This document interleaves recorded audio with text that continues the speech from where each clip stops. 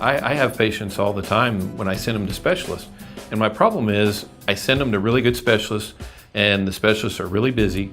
And what happens is they have to wait. And they're not used to waiting because here we really don't have patients waiting. And under the new model, it's going to get even better from here. And the bottom line is at the end of the day, I realize that your time is just as important as my time. I don't realize that I'm any different than you. And when I go somewhere, I want to try to get in and get my business accomplished and get back out. And so we're gonna try to take that and evolve that and keep pushing the envelope forward and forward and forward. And so it really is a different paradigm because it's not centered around me, the physician, it's centered around you, the patient. And the patient-oriented, I think, model is the absolute best way to go because people are expecting something more.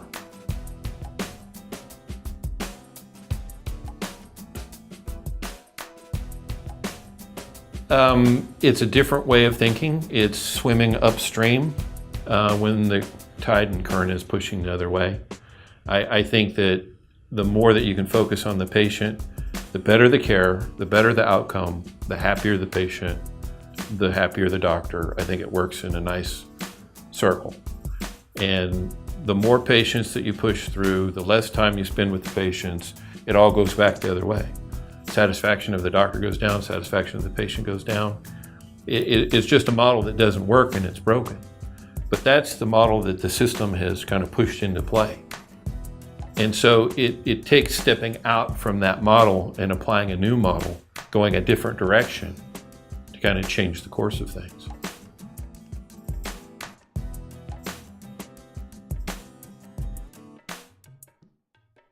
One of the cornerstones, I think, of doing it is, all along in my career, I've thought a little bit out of the box. I mean, it started back when I started doing acupuncture, 6 or 7 years ago. And I kept thinking, well, these little tiny needles, if you put them in people, how much harm can you really do? And you really can't hurt anyone. I mean, the bottom line is the only thing you can do is help. Worst case is it doesn't work. So that got me thinking and starting looking a little bit further out of the box. And then, I started doing some of the aesthetic procedures. And then I also started looking at the anti-aging field, which I think is the absolute biggest area of medicine to come. That's where the biggest research, the biggest surge in advancement in technology is coming, is going to be in anti-aging.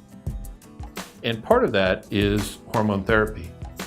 And I went and got specialized training in hormone therapy. Now, when you start actually taking patients and helping them feel better, changing the way they feel. Most of the time, the paradigm before was, I need to fix their blood pressure, I need to fix their cholesterol, their blood sugar's too high. And so here I am giving them medications and berating them for not exercising enough. And I'm not really their coach or their advocate. I'm their adversary, which helped build that distance too. And so not only are they waiting in my waiting area, they're not happy because all I'm doing is telling them all these negative things that they're doing wrong and everything else. But once you start giving people the hormone therapy, they feel better.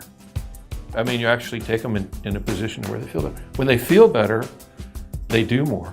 They're more interested in being proactive. They're more interested in, and so I would much rather be in a proactive state of affairs than a reactive state of affairs. In other words, just constantly trying to fix things as they break is the problem with the system.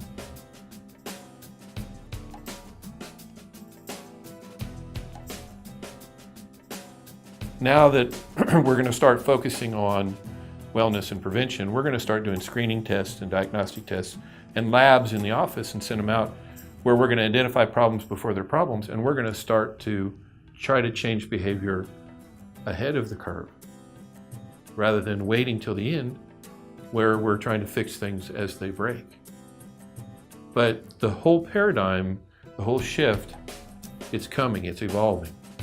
And I think it's really going to be wonderful because once you start preventing problems and you have patients feeling better and looking better, which is the other aspect of the practice, is I'm able to address the whole package in one stop.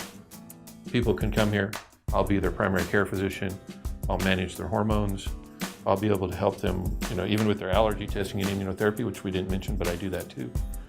And all of the different functions and services all play together so that, and people don't have to take advantage of all of them. You know, if someone wants me to just be their primary care physician and more of the traditional role, that's fine, but we're going to be doing the wellness and prevention also. But then if they're interested, we have the avenue of hormone replacement therapy, we have the avenue of acupuncture, we have the avenue of all the different things to kind of create and treat the patient from the overall standpoint.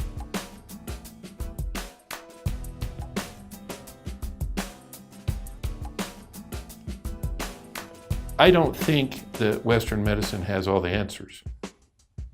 I don't believe that non-traditional medicine has all the answers.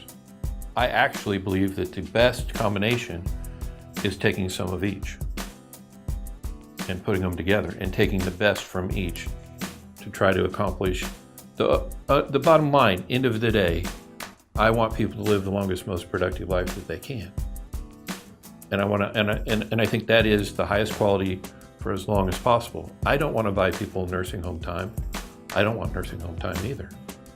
I want to live my life to the fullest, and then I want to end it gracefully. But I don't want to be a burden to anyone else, and I don't think anyone else really does either.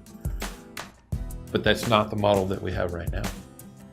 The model that we have now is a fix it when it's broken scenario.